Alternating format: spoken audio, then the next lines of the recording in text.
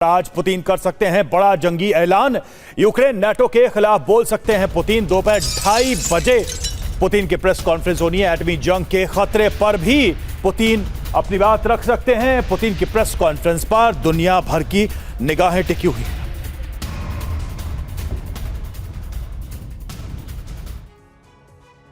चलिए और अब आपको बताते हैं कि कैसे बस कुछ घंटों के बाद पुतिन बड़ा ऐलान कर सकते हैं और प्रेस कॉन्फ्रेंस का समय क्यों अहम है। अमेरिकी शांति प्लान पर नहीं बन रही है बात और डोनबास वापस लेने की मांग पर पुतिन अड़े हुए हैं। 17 दिसंबर को क्रेमलिन में बड़ी सैन्य बैठक और सैन्य बैठक में युद्ध विस्तार को लेकर चर्चा होगी। क्या कह सकते हैं पुतिन अपने प्रेस कॉन्फ्रेंस में? दुनिया एटमी युद्ध की ओर बढ़ रही है। नाटो को अंतिम चेतावनी दे सकते हैं। यूरोप को जंग में दखल देने पर धमकी दे सकते हैं। बड़ी बातें, अलर्ट मोड में आए फिनलैंड पोलैंड को हमले का खतरा बना हुआ है। तो प्रेस कॉन्फ्रेंस को लेकर कई तरह के कयास लगाए जा रहे हैं। और देखिए, ओडिशा में रिहायशी इलाकों पर रूसी हमले हुए हैं। रूसी हमलों के बाद भीषण आग लग गई है। ओडिशा के रेजिडेंशियल एरियाज पर हमला किया गया है। रूस की तरफ से ओडिशा को लगातार निशाना बनाया जा रहा है। ये ताजा जो हमला हुआ है ओडिशा में, उसकी तस्वीरें सामने आई। तो ओडेसा में क्या हो रहा है ये आपने देखा और अब आपको बताते हैं कि डोनेस में किस तरह से हमलों को अंजाम दिया जा रहा है। यूक्रेन के डोनेस में रूस ने की है बमबारी। फैब ग्लाइड बम से यहां पर बड़ा अटैक हो गया है। ये तस्वीरें आप देखिए तो एक के बाद एक, पहले ओडेसा और अब ये तस्वीर आपके सामने है यूक्रेन के डोनेस से। डोनेस को किसी भी हाल में रूस छोड़ने वाला नहीं है। पुतिन अपने इरादे साफ कर रहे हैं।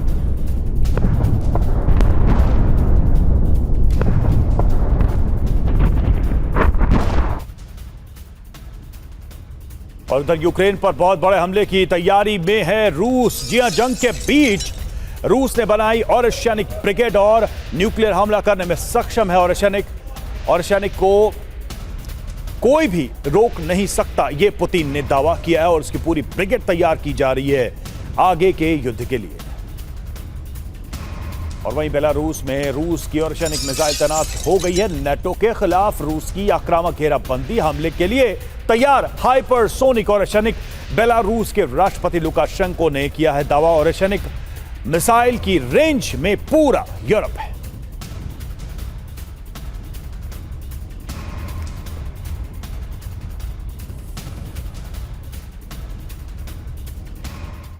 तो आप याद कीजिए, हाल ही में जिक्र किया था व्लादिमीर पुतिन ने ओरेशनिक का, जिक्र किया था पोसाइडन का, और अब बेलारूस में रूसी ओरेशनिक। दिसंबर में ही बड़ा अटैक मुमकिन है क्या, यह सवाल है। पहली बार बेलारूस में ओरेशनिक को डिप्लॉय किया गया है, तैनात किया गया है। यूरोप के खिलाफ रूस की यह आक्रामक तैयारी, अमेरिका पर एक तरह का रणनीतिक दबाव बनाने की यह कोशिश है। यह बड़ा मोटिव है। यूक्रेन को हथियार देने वाले देशों को दी जा रही है इस कदम के जरिए चेतावनी।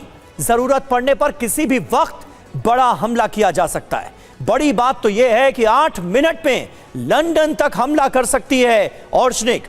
और ब्रिटेन किस तरह से निशाने पर है, इसे लेकर तो ना जाने कितने संकेत पहले भी दिए जा चुके हैं। और दत्ता सर, ब्रिटेन खुद ये मानता है कि अगर यूरोप पर हमले शुरू हुए तो पहला नंबर उसका होगा। और अब ओरेशनिक की ये तैनाती, इरादे क्या नजर आ रहे हैं रूस के? बिल्कुल, देखिए ऐसा है समीर, 4 साल पूरे हो जाएंगे और 2 महीने के बाद जी। और इस 4 साल की अगर मैं आपको पीछे ले जाऊं, जब शुरुआत हुई, पुतिन ने अपने पत्ते उसी समय खोल के रख दिए थे कि ये मेरे कार्ड हैं, मैं शो कर रहा हूं, तुम इसको एक्सेप्ट करो चाहे मत करो। और आज तक पुतिन उन्हीं 4 पत्तों को लेके चल रहा है। उसका जो फ्यूचर प्लान है या फ्यूचर उसका समाधान अगर इस जंग का होगा, उन्हीं 4 डिमांड के ऊपर होगा जो लगातार पुतिन जिसके ऊपर कायम है। और उसको बोलते हैं selection and maintenance of M. उन्होंने आज तक उस एम को छोड़ा नहीं, जिसमें डोनबास लुहांस्क का इलाका पूरा खाली करेगा, यूक्रेन क्रीमिया को भूल जाएगा, नाटो को ज्वाइन नहीं करेगा। तो ये सारे जो मुद्दे हैं ये तब भी थे और आज भी वही हैं।